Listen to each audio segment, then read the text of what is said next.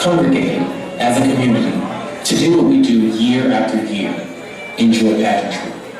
We don't realize that we are living the story that will be told in history books to our children. Children who will not know what it means to not be able to be themselves.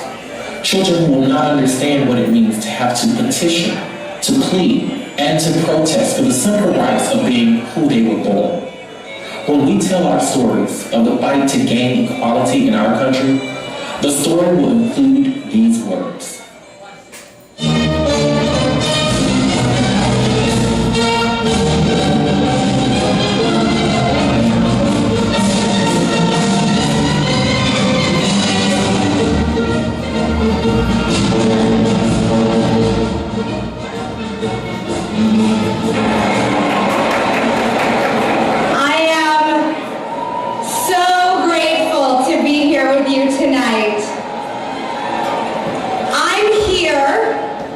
Not just as an actress, but as a woman. I think some stuff needs to be said.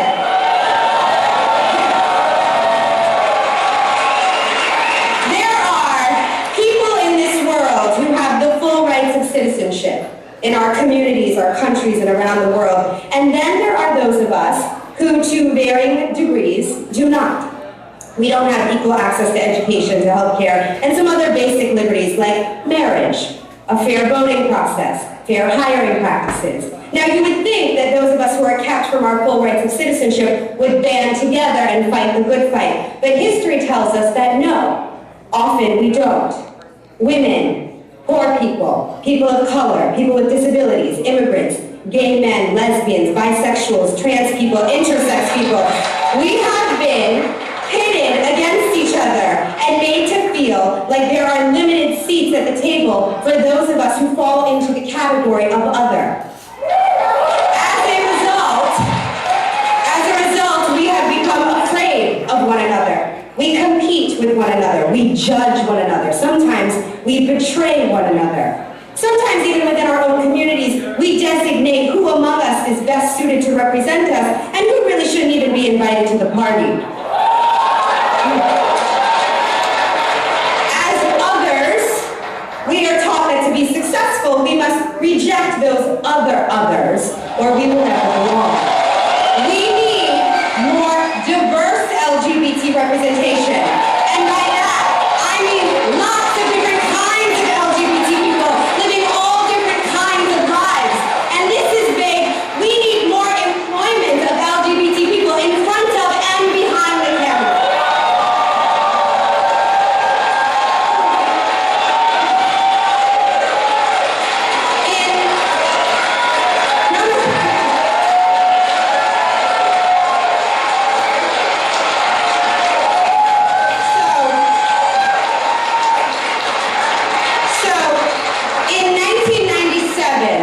When Ellen made her famous declaration, it took place in an America where the Defense of Marriage Act had just passed months earlier, and civil unions were not yet legal in any state. But also remember, just 30 years before that, the Supreme Court was deciding that the ban against interracial marriage was unconstitutional. Up until then, heterosexual people of different races couldn't marry who they wanted to marry either. So when Black people today tell me that they don't believe in gay marriage,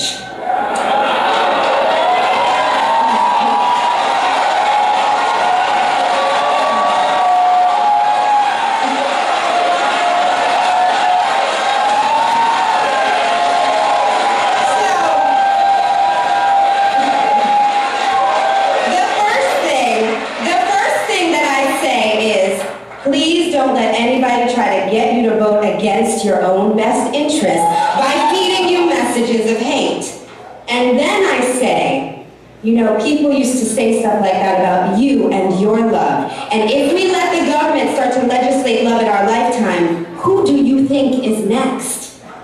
We can't say that we believe in each other's fundamental humanity and then turn a blind eye to the reality of each other's existence and the truth of each other's hearts.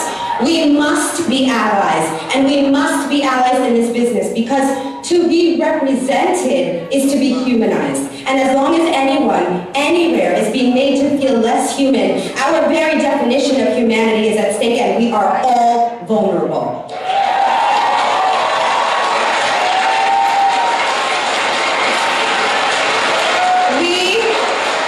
We must see each other, all of us, and we must see ourselves, all of us. And we have to continue to be bold and break new ground until that is just how it is, until we are no longer firsts and exceptions and rare and unique. In the real world, being an other is the norm. In the real world, the only norm is uniqueness, and our media must reflect that.